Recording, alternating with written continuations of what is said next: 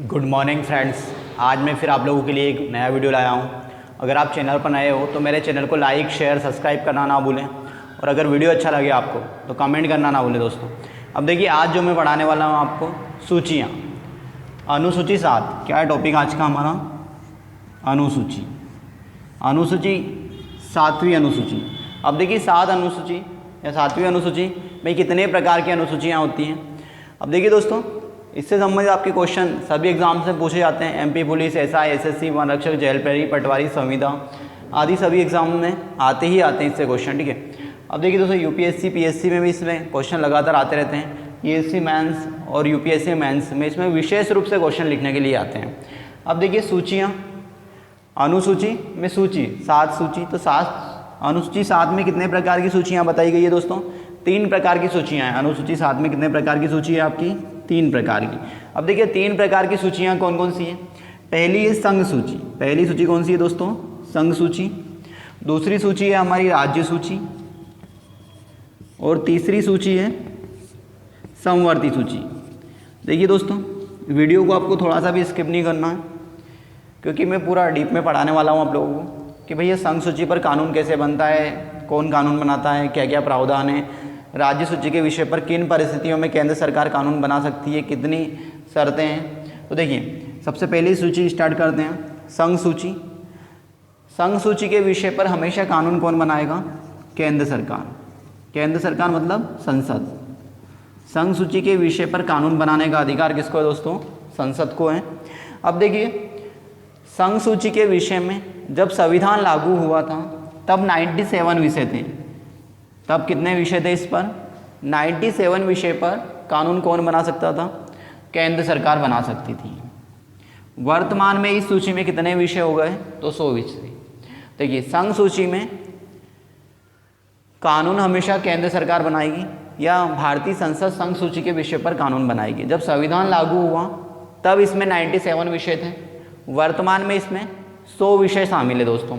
इसके बाद देखिए, राज्य सूची की बात करें तो राज्य सूची के विषय पर कानून हमेशा राज्य सरकार बनाती है। राज्य सूची के विषय पर कौन बनाएगी कानून? राज्य सरकार या विधानमंडल। राज्य सूची के विषय पर कानून कौन बनाएगा दोस्तों? राज्य सरकार या विधानमंडल। अब देखिए, राज्य सूची जब संविधान लागू हुआ तब राज्य सूची में 66 विषय थे। कितने विषय थे दोस्तों? 66 विषय थे।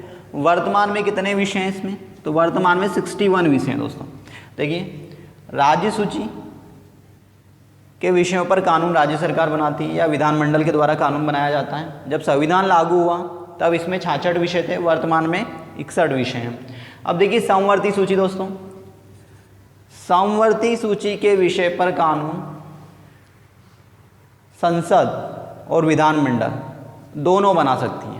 समवर्ती सूची के विषय पर कानून संसद और विधानमंडल दोनों को कानून बनाने का अधिकार है। अब देखिए, समवर्ती सूची के विषय में जब संविधान लागू हुआ, जब देश का संविधान लागू हुआ तब इसमें 47 विषय थे। कितने विषय थे समवर्ती सूची में दोस्तों? जब देश का संविधान लागू हुआ तब 47 विषय थे। वर्तमान में इसमें 52 विषय हैं। वर्तमान में कितने विषय दोस्तों? इसमें 52 विषय हैं।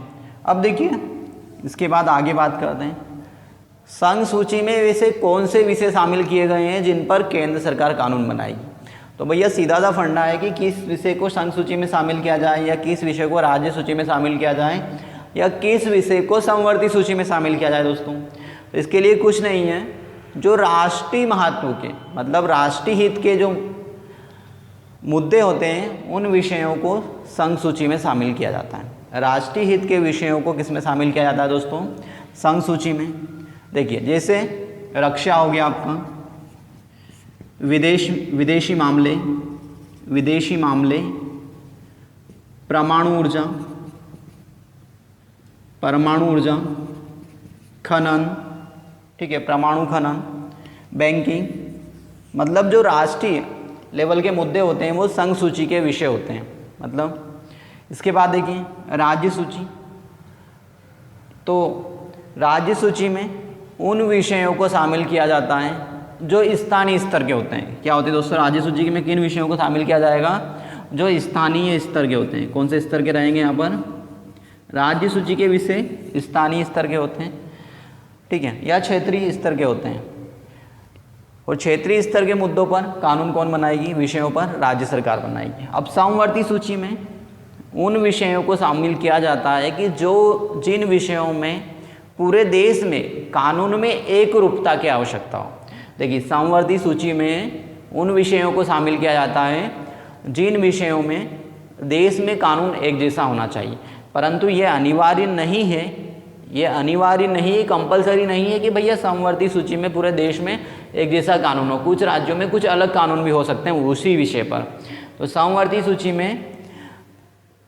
सूची मतलब देश में कानून में एक रूपता आने के लिए समवर्ती सूची की व्यवस्था की गई है कि भैया कुछ ऐसे कानून हैं जो केंद्र और राज्य दोनों कानून बनाते हैं। अब देखिए, समवर्ती सूची का कोई विषय जिस पर कानून केंद्र सरकार ने भी बनाया है और राज्य सरकार ने भी बनाया है, अब उस विषय पर केंद्र और राज्य के बीच तनाव पैदा हो गया कि भैया केंद्र का लागू हो कानून या राज्य का कानून हो, तो उस स्थिति में समवर्ती सूची के विषय पर हमेशा केंद्र का कानून मान्य होता है।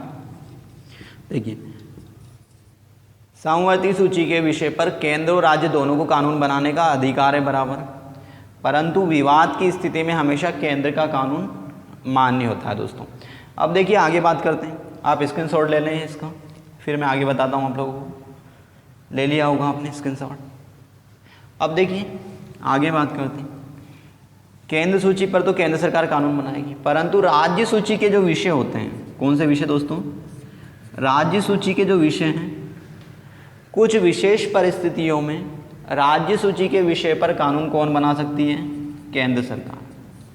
देखिए, कुछ विशेष परिस्थितियों में राज्य सूची के विषय पर कानून कौन बना सकती है दोस्तों? केंद्र सरकार। अब ऐसे कितने प्रकार से राज्य सूची के विषय पर केंद्र सरकार कानून बना सकती है? तो ऐसे 5 प्रोसेस है, मतलब 5 प्रकार से राज्य सूची के विषय पर कानून बनाया जा सकता है। अब देखिए क्या है। पहला तो राष्ट्रीय आपात। क्या हो जाए दोस्तों? पूरे देश में आपातकाल लागू हो जाए। जब पूरे देश में राष्ट्रीय आपात लागू हो जाता है तो उस समय राज्य सूची के विषय पर कानून बनाने का अधिकार संसद को होता है। जब संपूर्ण देश में आपातकाल लागू हो जाता है तो उस समय राज्य सूची के विषय पर कानून बनाने का अधिकार किसको हो जाता है दोस्तों? संसद को हो जाता है। परंतु आपातकाल के समय बनाया गया कानून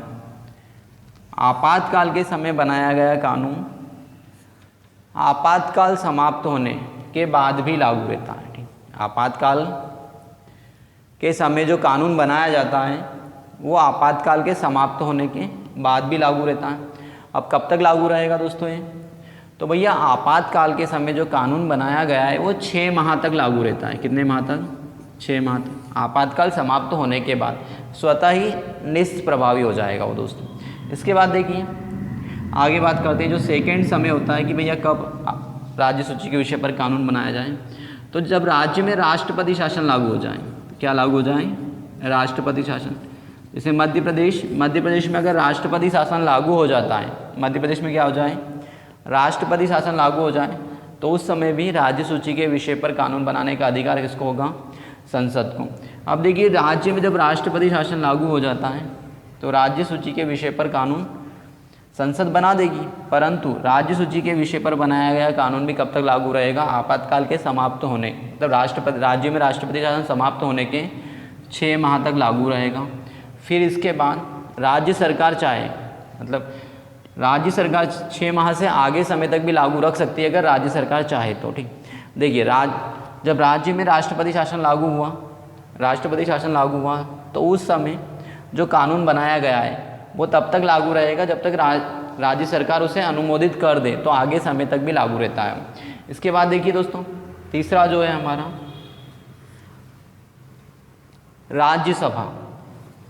राज्यसभा के द्वारा सिफारिश की जाए। राज्यसभा के द्वारा जब सिफारिश की जाती है कि भैया ये राष्ट्रीय हित का मुद्दा है, अगर कोई विषय है जो राष्ट्रीय हित का मुद्दा है कि भैया इस विषय पर कानून कौन बनाए? संसद बनाए।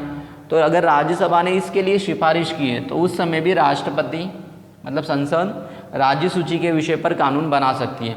अब राज्य सूची के विषय पर कानून बना तो देगी संसद, परंतु इसके लिए एक व्यवस्था है कि भैया राज्यसभा ने जो प्रस्ताव रखा है कि राज्य सूची के विषय पर कानून कौन बनाए, संसद, तो इसके लिए उपस्थित सदस्यों का 2/3 सदस्य, कितने उपस्थित सदस्यों का 2/3 सदस्य उस प्रस्ताव को अनुमोदित करके पारित करके दें, तब जाके राज्य सूची के विषय पर कानून कौन बना पाएगी, संसद बना पाएगी।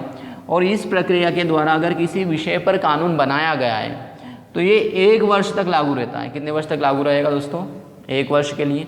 संसद पुनः इसे 1-1 वर्ष करके अनिश्चित काल तक बढ़ा सकती है। मतलब जो जिस विषय पर कानून संसद ने बनाया है राज्य सूची के विषय पर, एक बार में 1 वर्ष तक ही बढ़ाया जा सकता है और 1-1 वर्ष करके अनिश्चित काल के लिए हम बढ़ा सकते हैं। अब देखिए दोस्तों, अगला है हमारा कि राज्य सूची के विषय पर राज्यों के द्वारा सिफारिश की जाए। क्या किया जाए, राज्यों के द्वारा सिफारिश हो। अब राज्य सरकार अगर चाहे, क्या चाहे राज्य सरकार, भैया जैसे मध्य प्रदेश और छत्तीसगढ़, देखिए राज्यों के द्वारा अगर एक राज्य राज्य सूची के विषय पर कानून बनाने के लिए सिफारिश करता है तो संसद कानून नहीं बनाएगी। यहाँ पे कंडीशन ये है कि 2 या 2 से अधिक राज्य राज्य सूची के विषय पर कानून बनाने के लिए संसद से क्या करें, सिफारिश करें। 2 या 2 से अधिक राज्य जब संसद से राज्य सूची के विषय पर कानून बनाने की सिफारिश करते हैं, उस समय ही राज्य सूची के विषय पर कानून कौन बना सकती है, संसद बना सकती है। अब देखिए भैया, जब राज्य सूची के विषय पर कानून संसद ने बनाया तो उन राज्यों में ही वो कानून लागू होगा जिन राज्यों ने उस कानून के लिए सिफारिश की थी। जैसे मध्य प्रदेश और छत्तीसगढ़ ने जिस कानून के लिए संसद से कहा था कि वो इस विषय पर कानून बनाएं, तो केवल मध्य प्रदेश और छत्तीसगढ़ में ही वो कानून लागू होगा, पूरे देश में लागू नहीं होगा वो। अब अगर बाद में दूसरे राज्यों की विधानसभाएं इस प्रकार का प्रस्ताव पारित करके भेजती है तो वहाँ पर भी वो कानून लागू हो जाएगा। ठीक है, अगर जैसे मान लीजिए महाराष्ट्र की विधानसभा ने ये प्रस्ताव पारित कर दिया तो वहाँ पर भी राज्य सूची पर केंद्र का कानून लागू हो जाएगा दोस्तों। अब राज्य सूची के विषय पर राज्यों ने जब सिफारिश की है कि भैया इस विषय पर कानून राज्य सरकार बनाए, केंद्र सरकार बनाए, तो उस विषय के कानून पर संशोधन या बदलाव करने या समाप्त करने का अधिकार भी केंद्र सरकार को होगा, ना कि राज्य सरकार को दोस्तों। इसके बाद देखिए 5वीं जो कंडीशन होती है कि राज्य सूची के विषय पर कानून कब बनाया जाता है, तो 5वीं कंडीशन ये है कि अंतर्राष्ट्रीय शांति समझौता अगर लागू करना है। देखिए दोस्तों, 5वीं क्या है, अंतर्राष्ट्रीय स्तर का कोई शांति समझौता या कोई संधि लागू करना है या कुछ अंतर्राष्ट्रीय ट्रेडी वगैरह हुई है उसे लागू करना है, तो ऐसी स्थिति में भी राज्य सूची के विषय पर कानून कौन बना सकती है दोस्तों, केंद्र सरकार बना सकती है। ठीक है, तो ये 5 कंडीशन है जिसके तहत राज्य सूची के विषय पर कानून केंद्र सरकार बना सकती है दोस्तों। स्क्रीनशॉट ले लें आप, फिर इसके बाद आगे करवाता हूँ ताकि रिवीजन करने में आपको फ़ायदा मिलेगा। अब देखिए दोस्तों, ले लिया होगा आपने स्क्रीनशॉट। अब एक अन्य सूची है अवशिष्ट सूची। क्या है दोस्तों, अगली सूची है हमारी अवशिष्ट सूची। अब देखिए अवशिष्ट सूची की बात करें तो अवशिष्ट सूची में कौन से विषय शामिल हैं। अवशिष्ट सूची में दोस्तों वो विषय शामिल है जो ना तो संघ सूची में, ना राज्य सूची में, ना समवर्ती सूची में। देखिए अवशिष्ट सूची में वो विषय शामिल है दोस्तों जो ना तो संघ सूची में, ना राज्य सूची में, ना समवर्ती सूची में। ऐसे विषय अवशिष्ट सूची में। और भारत में अवशिष्ट सूची पर कानून बनाने का अधिकार किसको है दोस्तों, तो ये केंद्र सरकार को। भारत में अवशिष्ट सूची के विषय पर कानून हमेशा कौन बनाएगी, केंद्र सरकार। जिन विषयों को किसी भी सूची में शामिल नहीं किया गया है, ना संघ सूची, ना राज्य सूची, ना समवर्ती सूची, ऐसे विषयों को अवशिष्ट सूची में शामिल किया गया है और इन विषयों पर कानून हमेशा कौन बनाएगी, तो केंद्र सरकार कानून बनाएगी दोस्तों। अब देखिए भारत में अवशिष्ट सूची केंद्र के पास है। यूएसए और ऑस्ट्रेलिया की बात करें, यूएसए और ऑस्ट्रेलिया में जो अवशिष्ट सूची है वहाँ पर राज्यों को प्राप्त है।